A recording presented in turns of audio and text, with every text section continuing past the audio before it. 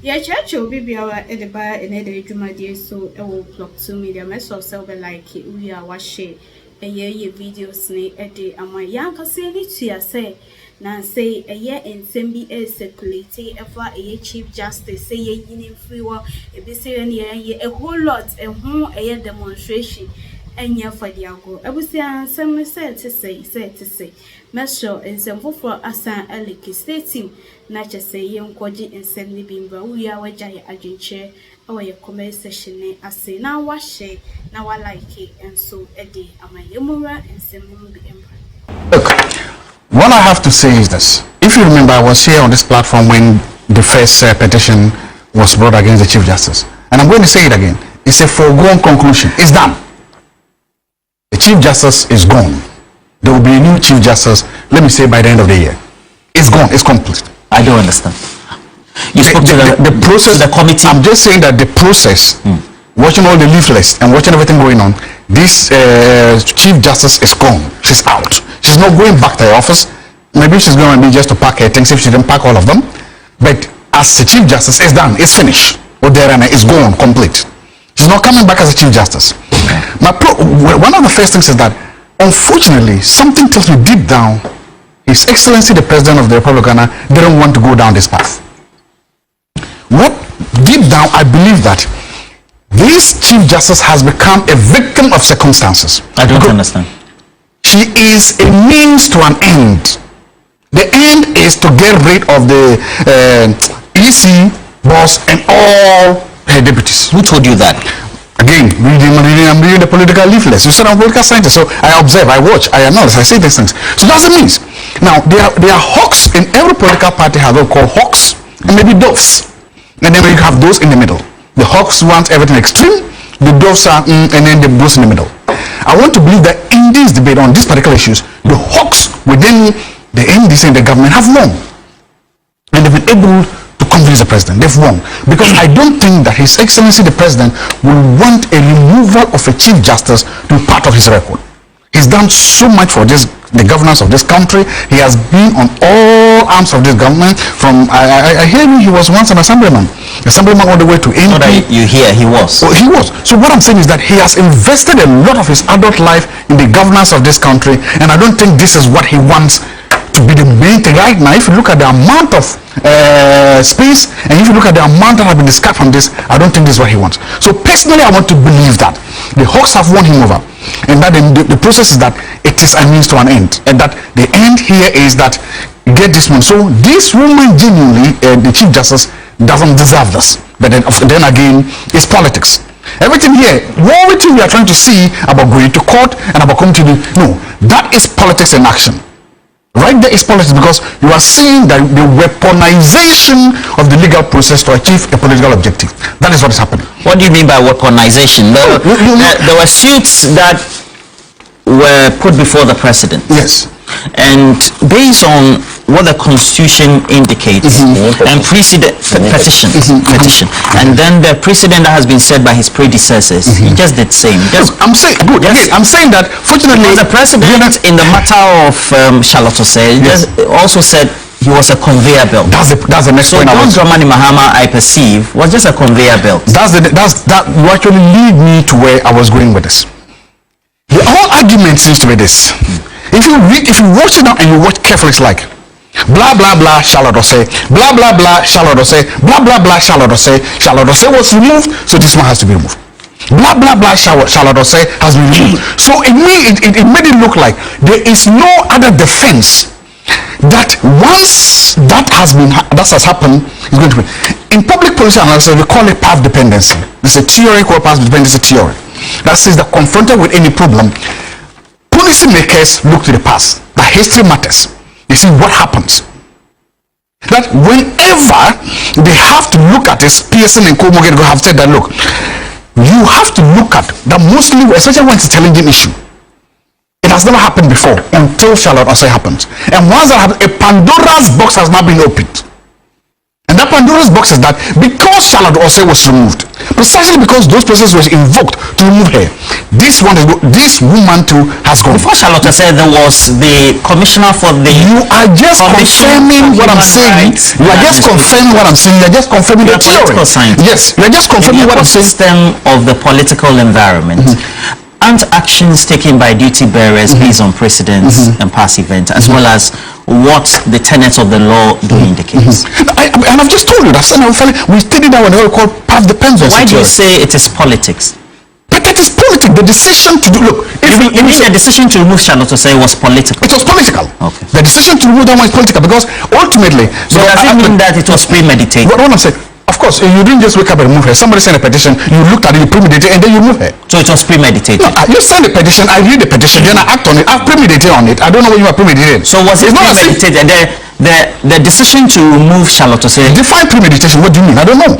Somebody sends a report. What do you think premeditation? I don't know. That's why English, it means preconceived. Yes, it was preconceived. The moment you send a petition to somebody... To answer a specific question. My answer is that the moment you send a petition, when you send a petition, precedent removing petitions are not organs of state. Petitions are not premeditated. Petitions are not sent by accident. You don't accidentally say, oops, I've sent a petition to Solomon. No, you premeditated. So you want the woman to move, then you send a petition. Have you ever heard about accidental petition? I've never heard about it. So once you send a petition, you premeditate that the person should be removed. And then the final decision, so for me, that is what happens. The woman, it is done to go. And then it sits. This path dependency, the fact that history matters, and the fact that policymakers mostly look for the point of least resistance, that is to quote history to justify what they are doing, will now become one of the biggest issues or concerns with the second coming of His Excellency John Dramani Mahama. Because you can justify both quantitatively and qualitatively that Charlotte say yes and the Shira human yes. They did not occupy a separate and equal arm of government. Charlotte was part of the bureaucracy of the central government, central administration. Shiraj was a part of that central government. This is the first time under this constitution that somebody who belongs to an equal, separate arm of government has been removed. Also historical. Two different things. As I said, quantitatively you can be the same, but we can go into the qualitative aspects. Since 1992 up to this stage, not Jerry John Rawlings, not Kufuor, not Professor Mills, may he so rest in perfect peace, not Kufuor, has removed an equal and separate member arm of the government. This is the first time, and this is going now into history. Now, what? But she hasn't been removed, she's been suspended. So again, if you follow my, I'm saying that is a done deal. If she's not done, I'll come here and I'll apologize. I'm saying she'll go. She's gone. Okay. You see, this is the problem about touching that arm of government. If you want to touch the Speaker of Government or the Speaker of Parliament, it's okay, it's politics. Because the Speaker of Parliament has what? Let me say foot soldiers, political foot soldiers who can rise up and defend him. The Speaker of Parliament has one of the biggest platforms to defend himself if you want to touch him. You want to touch that arm. Aren't you indicting your argument? You're a political scientist, yes. A distinguished one. You say for an independent arm of government, like the judiciary, touching or petitioning the president, which leads into processes of her removal or his removal, should not be done. I didn't say that. But then I didn't say it shouldn't be done. But then I didn't say it shouldn't be done. But then you say that for the Speaker of Parliament, who also is a leader or head of one of the organs of government, because that person is a politically exposed person, it is right. No, I didn't say that too. I'm saying that they are different. Good. So let me make a point. If you want to touch, there are three equal and separate arms of government: judiciary, executive, legislature. The judiciary, the executive and the legislature are political by nature. And so they have political parties to rise up, defend and support them. They have political constituencies whose main objective is to rise up and defend them. The judiciary is the only arm of this equal separate government that does not have this reservoir of people to get out there and defend them and protect them. The judiciary is the only people who do not have voted constituencies to go out there, rise up and defend them. So in other words, the judiciary is the only arm of this government or this equal arm of government that do not have political people who can go on air and defend them. So there are certain ducks that can be taken. When you do this, and this has become, as I said, it is going to start a roller coaster. And I'm telling you, this is not the last time a Chief Justice is going to be removed. So my hope and prayer is that the Constitutional Review Committee better takes another look at it. You have a minute. The Constitutional Review Committee should better take a look at this, because if not, we are going to go into a vicious cycle so much so that any Chief Justice appointed should just know that once the president is leaving, they should pack their things. Because we're learning from history and learning from past dependency theory. It tells us that past events do affect the nature, and when confronted with such challenges, politicians and policymakers tend to look to the history. We should be able, the Constitutional Review Committee then has a choice to prevent this from happening in the future by one, probably limiting the number of Supreme Court justices we can have, by saying that no, we shouldn't make it a free-for-all buffet for every president to just do whatever they want when it comes to that. They can do that. Two, by making it a little bit more difficult to remove a Chief Justice than the current system. I have always thought that it will be difficult to remove a Chief Justice. I've always thought that. I've always thought the process is so tedious, so difficult that no president will want to invest so much energy and power. But what has happened, I just told me that it's not. It's a very simple thing.